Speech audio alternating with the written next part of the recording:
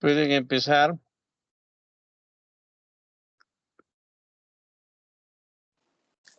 Buenas noches, doctor. Esta vez vamos a exponer sobre fibrosis pulmonar idiopática y embolia pulmonar. Ya. Siguiente. Primero vamos a hablar sobre la fibrosis pulmonar idiopática. Para poder definir la fibrosis pulmonar idiopática, primero vamos a definir las enfermedades pulmonares intersticiales difusas, que van a ser un grupo de enfermedades que van a tener manifestaciones clínicas, radiológicas y funcionales respiratorias similares. En cuanto a al cuadro clínico común, vamos a tener tos y disnea. Y la etiología va a ser variada, va a tener más de 150 causas diferentes, de las cuales solo el 35% es posible de identificar. Estas enfermedades pulmonares intersticiales difusas van a tener una clasificación que van a ser entre neumonías intersticiales idiopáticas de causa conocida o primarias asociadas a otros procesos bien definidos. La fibrosis pulmonar idiopática se va a encontrar en la primera clasificación. Entonces, ¿qué es la fibrosis pulmonar idiopática? Es una forma específica de neumonía intersticial fibrosante progresiva, limitada a los pulmones, que ocurre principalmente en hombres mayores, asociadas a hechos radiológicos e histopatológicos que se expresan con un patrón característico llamado de neumonía intersticial usual. La mayoría va a presentar una lenta progresión en cuanto a su historia natural, es decir, va a ser lento. Ahí podemos ver el cuadro clínico, se va a dividir en progresivo lento, agudo o de forma acelerada, pero lo común es que sea una progresión lenta. En general, la supervivencia media es de 2 a 5 años desde el inicio de los síntomas. Siguiente, por favor. Ahora vamos a hablar sobre las etiologías de la fibrosis pulmonar idiopática.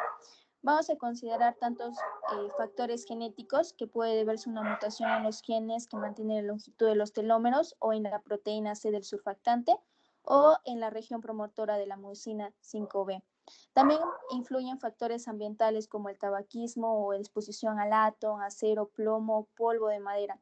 Las actividades agrícolas también se encuentran entre los factores ambientales junto con peluqueros, cortadores de pulidores de piedras, exposición a ganado o polvos vegetales o animales.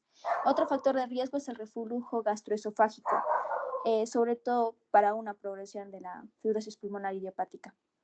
También un factor de riesgo son las infecciones víricas crónicas como el Epstein-Barr o hepatitis C, pero no es tan específico. En cuanto también podemos considerar la autoinmunidad, es posible origen autoinmune, sobre todo se basa en que las manifestaciones radiológicas e histopatológicas se asocian a enfermedades del tejido conectivo.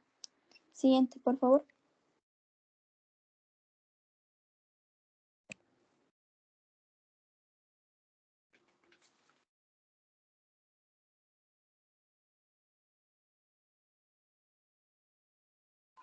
Continúe, ¿qué pasó?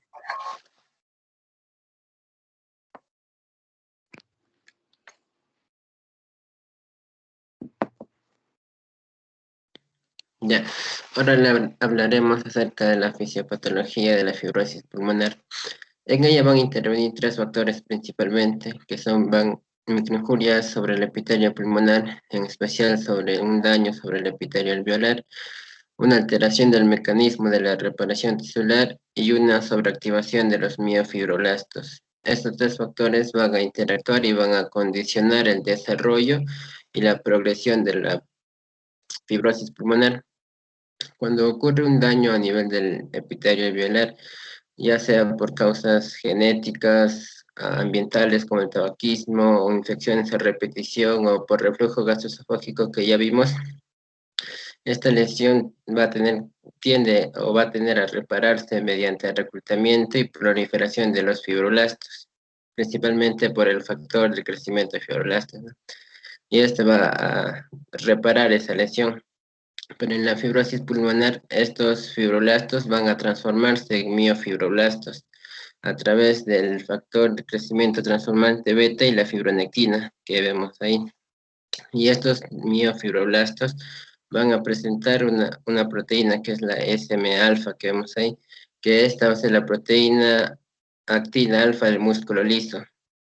Y esta proteína va a mediar la producción de colágeno, vimentina y fibronectina, que son componentes de la matriz extracelular, y también se va a asociar a la producción de las metaloproteinasas de matriz, dando como resultado así un excesivo depósito de colágeno y elementos de la matriz extracelular en el parénquima pulmonar, en especial en el espacio intersticial, y lo que va a condicionar un pulmón rígido y inelástico. Siguiente. Dentro de las manifestaciones clínicas que vamos a presentar, que van a tener estos pacientes, es que lo primero es que el origen del cuadro clínico va a ser insidioso, es decir, se va a dar de una manera lenta y progresiva. Y la presentación clínica más frecuente es cuando el paciente va a ir a consulta principalmente por problemas de disnea de esfuerzo progresivo o una tos seca persistente. Y a la exploración física vamos a encontrar estertores crepitantes en el 90% de los casos y una acropaquia en el 50% de los casos, como vemos en la imagen derecha, que va a ser el engrosamiento anormal de la falange distal de los dedos, principalmente de las manos. Y en las fases avanzadas va a ser habitual encontrar una insuficiencia respiratoria crónica con una cianosis bien marcada. Eso es la manifestación clínica que presentan sus pacientes. Siguiente.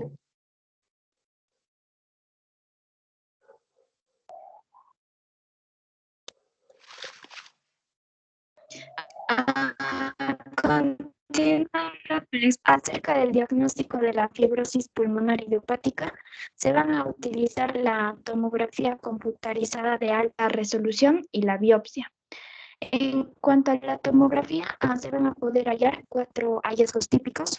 El primero va a ser el predominio basal y localización subpleural. El segundo va a ser la presencia de reticulación evidente. El tercero va a ser el patrón panal de abeja con o sin bronquiectasias, como se puede ver en las imágenes de abajo, y la ausencia de características incompatibles con la EPIT. En cuanto a la biopsia, se va a utilizar más que nada para cuando hay un diagnóstico incierto sobre la fibrosis pulmonar idiopática. Y aquí se va a poder encontrar focos fibroblásticos, como se puede ver en la imagen, en las dos imágenes de la izquierda, y el patrón panal de abejas en las imágenes de la parte derecha. Siguiente, por favor.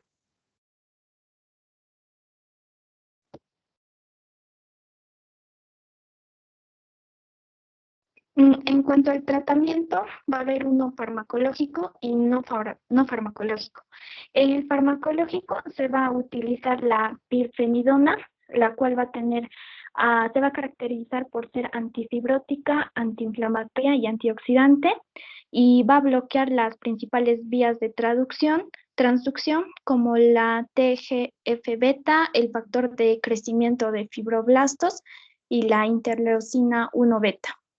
En cuanto al nintedanib, va a ser un inhibidor intracelular de la tirosina quinasa, la cual va a inhibir la transformación de los fibroblastos a miofibroblastos, y también va a evitar que se libere el colágeno a partir de fibroblastos. Pero estos dos medicamentos van a tener efectos adversos gastrointestinales como diarrea. Es por ello que se le recomienda a los pacientes que tengan una dieta adecuada y bastante hidratación.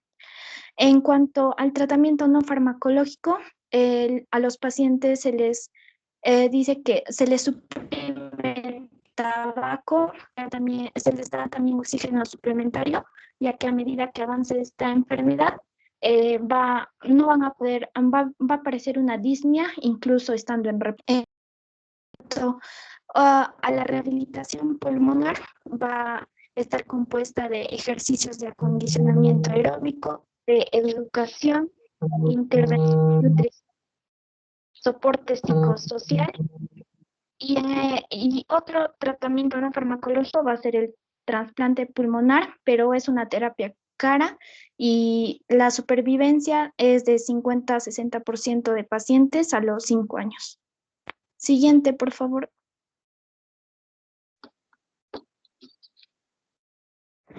Ahora hablaremos sobre la embolia pulmonar. Siguiente, por favor. En cuanto a la definición, va a ser una obstrucción de la arteria pulmonar o de sus ramas debido a un trombo. Es la segunda causa de muerte súbita y frecuentemente es subdiagnosticada y subnotificada. Debido a esto, el 70% de fallecimientos van a ocurrir en los primeros 90 minutos de oro y se va a caracterizar por la tríada de Virchow, la cual está compuesta por la éstasis, la lesión endotélica e hipercoagulabilidad. Siguiente, por favor.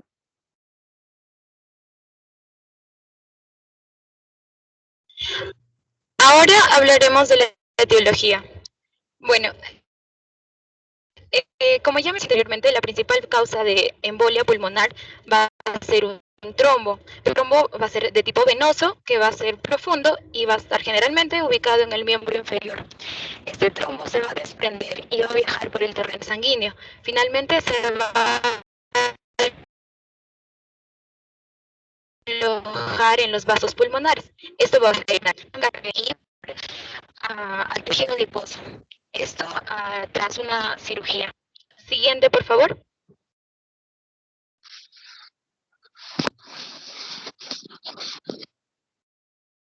Ok, hablemos de los procesos fisiopatológicos que suceden durante una embolia pulmonar. Lo principal es que se va a generar una alteración en el intercambio gaseoso. Esto debido a la obstrucción que genera el trombo. Cuando es grave, es decir, el trombo es grande y obstruye una gran zona, también puede, y al complicarse mucho más. Siguiente, por favor.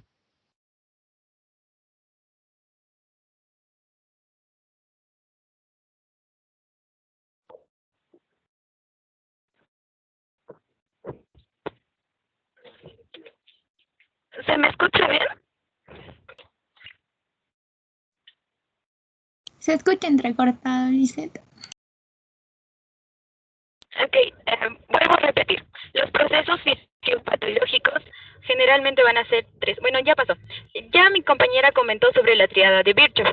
Esta triada va a ser lo esencial de algún modo, pero en el proceso de generación de un trombo. ¿Cómo nos vamos a acordar de esto? Mete la palabra help, que es ayuda en inglés. Help, primero H de hipercoagulabilidad, E de estasis venosa y LP de lesión de la pared vascular. Por el lado derecho van a poder ver las principales causas de estos 3 componentes. Primero, que la principal causa de un estado de hipercoagulabilidad va a ser un tumor maligno. También durante el embarazo y el periodo periparto también se va a generar este síndrome. Cuando hablamos de lesión en la pared vascular, generalmente va a ser causado por un traumatismo o cirugía y una punción venosa. En el caso de estasis circulatoria, solo para definir qué es estasis es cuando la sangre no fluye como debería. Va a ser causado principalmente por una fibrilación auricular y una disfunción ventricular de tipo izquierdo. Otra causa para que haya estasis es que la persona pase en reposo durante un tiempo muy prolongado. Entonces, eso va a generar también estasis. Siguiente, por favor.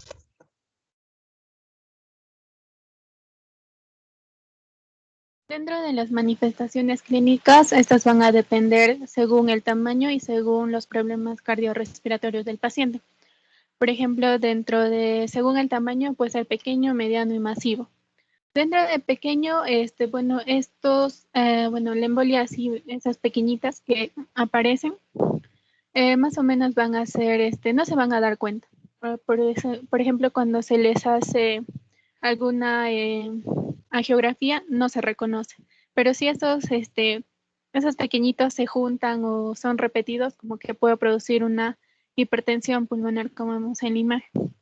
Y cuando ya es mediano, lo que va a producir es un dolor pleural, disnea y una febrícula. Y también va a producir tos con expectoración sanguinolenta, y esta tos va a ser productiva. Como podemos ver, también va a ser medio espumosa debido a que va a venir del árbol bronquial. Y también va a haber un roce pleural, tanto en las capas tanto visceral como parietal. En la radiografía, a veces cuando es mediano también se puede hacer normal. Y en una gamografía pulmonar muestra regiones no perfundidas, que a continuación les voy a mostrar. Y cuando ya es masivo, va a haber un colapso hemodinámico con shock, palidez, va a haber como que el paciente va a tener un dolor torácico central. También va a presentar una hipotensión y en ocasiones ya cuando aquel paciente presenta una embolia de tamaño masivo, ya puede ser mortal. Por ejemplo, en esta imagen podemos ver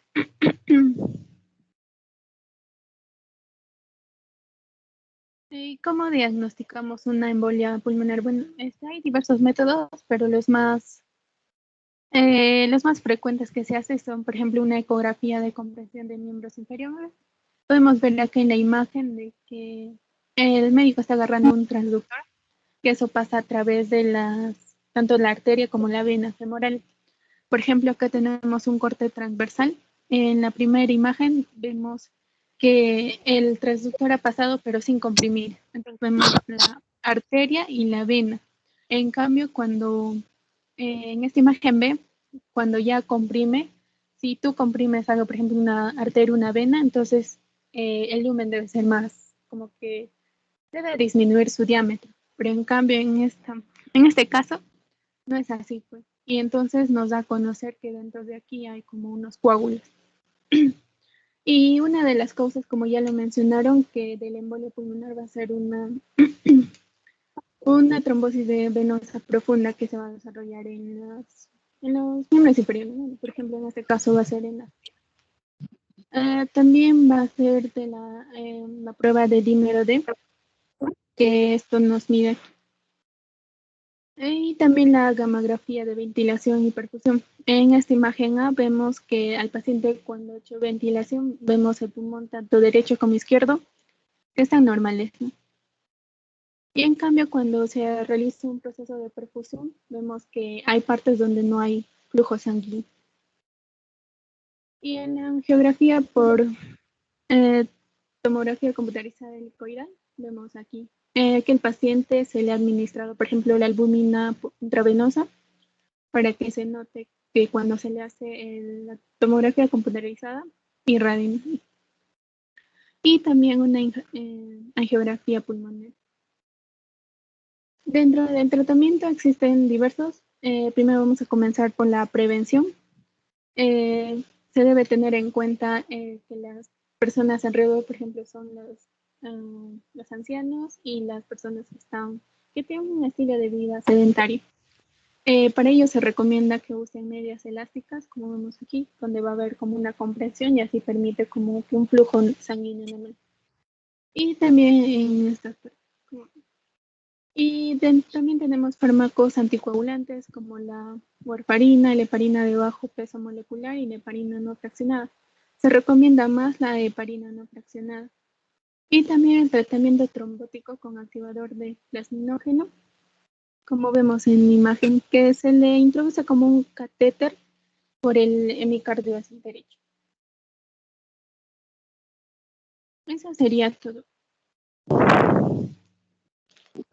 Gracias. Ya, muy bien. Preguntas. A ver, primero preguntas o aportes sobre fibrosis pulmonar.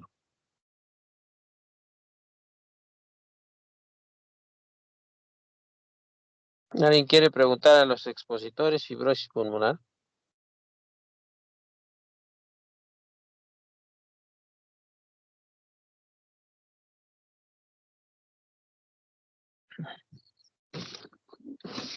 A ver.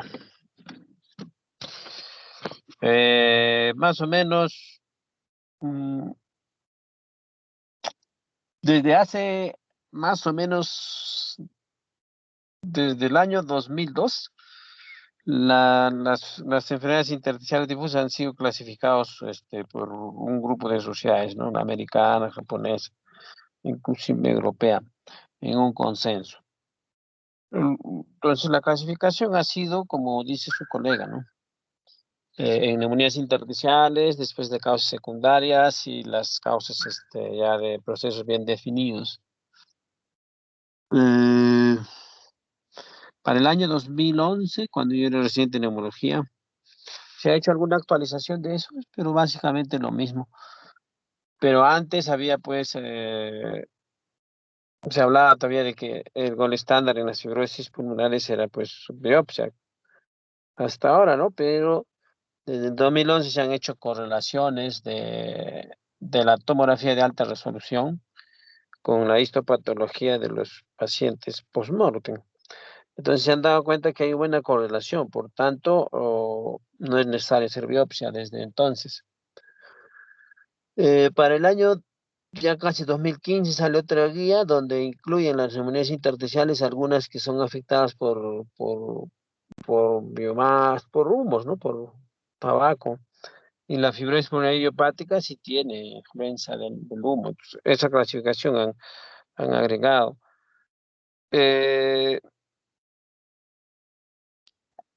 La fisiopatología de la fibrosis pulmonar va a depender de la causa. Y son inflamatorios, como por ejemplo en aquellos secundarias a colagenopatías, hay un proceso inflamatorio ahí, inmunológico desde ya, y esa es la causa de su EPIT. Pero también puede haber por exposición a humos o si no también exposición a micropartículas inorgánicas como son enfermedades de los mineros, ¿no? Neumoconiosis, silicosis. Hay muchos pacientes que hacen neumonitis también, ¿no? Por exposición, por ejemplo, esos que encuentran tapar, encuentran amoníaco, gases, ¿no? Entonces eso les produce una neumonitis y un evento fatal muchas veces, aunque hay neumonitis de origen aguda, subcrónica y crónica. Entonces, también por radioterapia, quimioterapia puede producirse fibrosis, ¿no? Medicamentos como la nitrofurantoína, amiodarona producen fibrosis. Entonces hay un sinnúmero de causas secundarias de fibrosis, ¿no? En el otro grupo de causas,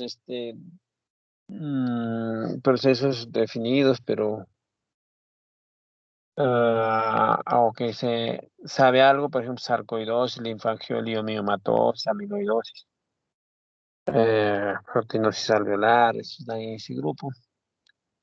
Pero lo más frecuente que nosotros vamos a ver es aquella fibrosis como fibrosis pulmonar idiopática, uno de los que se ha estudiado bastante y en el momento existe algún tratamiento.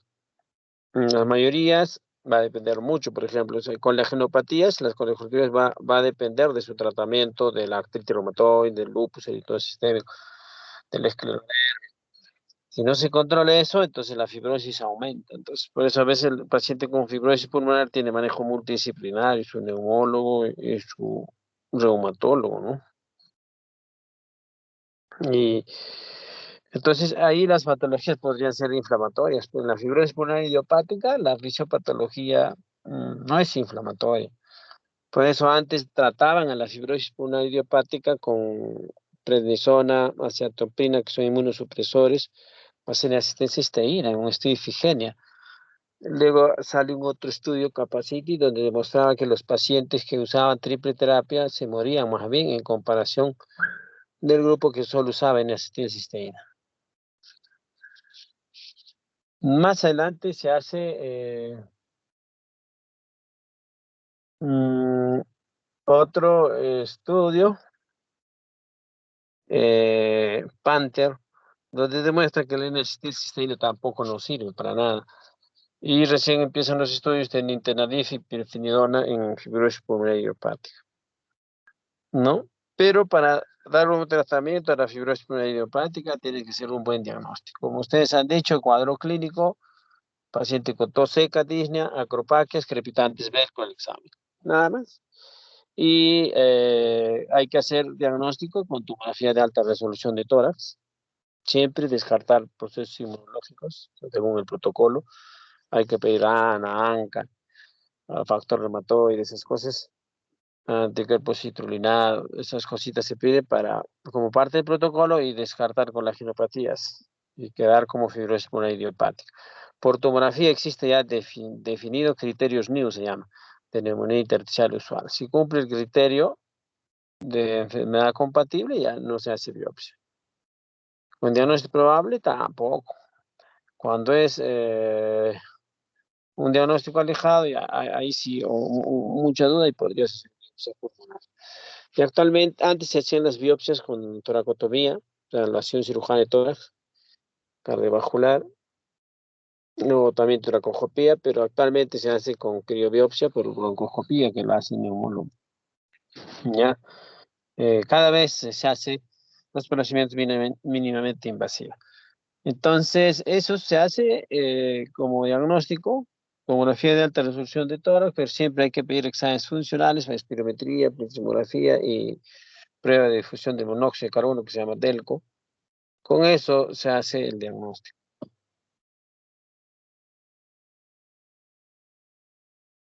Esto sería en cuanto a fibrosis pulmonar idiopática, ¿no? Ahora, en cuanto al tromboembolismo pulmonar, no lo he mencionado, pero existen escalas para predecir. ¿Quiénes tienen factor de riesgo para tromboembolismo? Aquel paciente que ya tuvo alguna vez tromboembolismo, o aquel paciente que tiene trombosis venosa profunda va a ser tromboembolismo, o aquel paciente que tiene una enfermedad oncológica, un cáncer por ahí, o aquel paciente que está postrado, aquel paciente post cirugía de cadera todavía, ¿no? Cadera. Postrado crónico, viajes muy extensos, tromboembolismo. Entonces, COVID, por ejemplo, ahora uno el COVID daña al alveolo y también daña al endotelio, al epitelio y al endotelio. En el endotelio daña los capilares, pero es tromboembolismo. Entonces existe varias escalas, ¿no? La escala de Ginebra, escala de Wells, pero la que yo más o menos me guío es por Wells. Wells dice que la primera posibilidad sea un tromboembolismo. También habla de oncología, de que tiene un problema oncológico, habla de si ha hecho fiebre, si está postrado, si ha sido sometido a cirugía, si tiene trombosis venosa. Entonces, esos son los criterios de Wells. Le da puntaje, entonces puede ser probabilidad alta, media o baja, ¿no? El tromboembolismo muchas veces, o la mayoría de las veces, está asociado pues al trombosis venosa profunda. Aunque a veces no. A veces la trombosis venosa profunda podría ser mínimo, no se percata, hay su diagnóstico y de pronto el paciente hace un tromboembolismo, ¿no? Tromboembolia pulmonar. Cuando es muy grave, cuando la arteria pulmonar se tapa por completo, existe el famoso cor pulmonar agudo. Es una falla cardíaca derecha y con una situación de mucho peligro para el paciente. Entonces, eso es como diagnóstico de tromboembolismo. Para su diagnóstico, actualmente angiotem, ¿no? La mamografía de percusión también puede servir, pero la mayoría se hace con angiotem.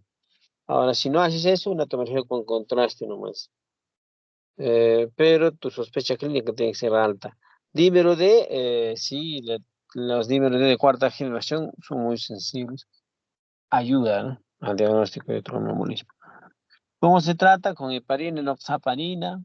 Hay también medicamentos ya de uso bioral, con menos riesgo de sangrados, ¿no? Por ejemplo, el Pradaxa, ¿no?, que es de Abigatran.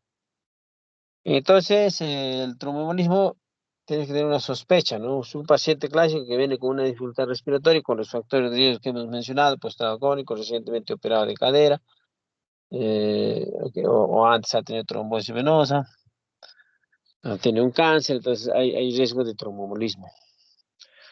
Entonces, el paciente viene con falta de aire, le tomas le examinas, no le encuentras nada, le tomas una placa de tórax simple, no le encuentras nada, pero su saturación de oxígeno está ya con una saturación menos de 90, o está en 92, así, pero él siente falta de aire, pero está taquicárdico, eso te va a hacer sospechar. Entonces, ustedes siempre buscan estos factores de riesgo, más el cuadro clínico. Hay un paciente que le falta el aire y no le escuchas nada, el examen físico y en la placa y todo está normal, pero siente que le falta el aire, te sospechan en tromboembolismo, porque muchas veces pasa sin diagnóstico o sin pensarlo y son mandados a casa y vuelven los pacientes graves y a veces vuelven cadáver o no vuelven, ¿no? Entonces, vienen en situación muy crítica. Entonces, el tromboembolismo es una alta sospecha.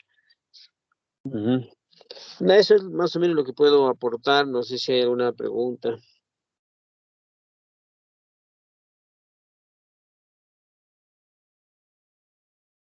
¿Alguna pregunta? Doctor, buenas noches. Sí. ¿Por qué usted mencionó del cáncer? ¿Por qué se formaría el tromboembolismo, el cáncer? Hay varios factores. Genera esa hipercoagulabilidad como mecanismo de cáncer. Ese es su fisiopatología. Hay eventos que producen hipercoagulabilidad. Por ejemplo, actualmente se presenta tromboembolismo en gente joven, como señoritas. Y es raro, ¿no? ¿Por qué producen tromboembolismo? Por el uso indiscriminado de anticonceptivos de emergencia. Cada mes creo utilizan, cuando pueden usar otros métodos o algún otro anticonceptivo combinado. Entonces, eso genera hipercoagulabilidad y eso puede generar pues tromboembolismo, ¿no? O sea, en mujeres jóvenes también con un cuadro así tienen que sospechar. Por eso siempre el médico tiene que preguntar a la señorita, no es por incomodarla, sino el médico sabe por qué preguntan. Usa anticonceptivos, te ayuda bastante, falta de aire. Entonces, ahí un paciente, como les digo, refiere falta de aire, tengan cuidado. Lo examinas, todo, no hay placa normal, pero algo hay que te está indicando que el paciente no está bien. Si está taquicárdico con más de 100, no es normal estar taquicárdico más de 100. Estás ansiosa, lo mandan a casa y vuelve grave. Entonces, hay hipercoagulabilidad. Por eso tienden a ser tromboembolismo.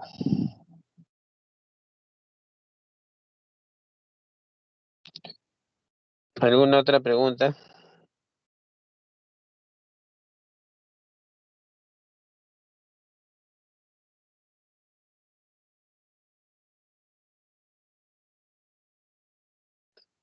Bueno, no habiendo otras preguntas, damos por concluido. Felicitamos a los dos grupos y ya me mandan sus diapositivas, pues, ¿ya? Eso sería todo y cualquier cosa, si necesitan alguna nota, me mandan un formato, no sé cómo va a ser la evaluación y ya me explican, ¿ya? Ya, doctor, está bien. Ya, hasta luego, cuídense. Buen día o buenas noches. Chao.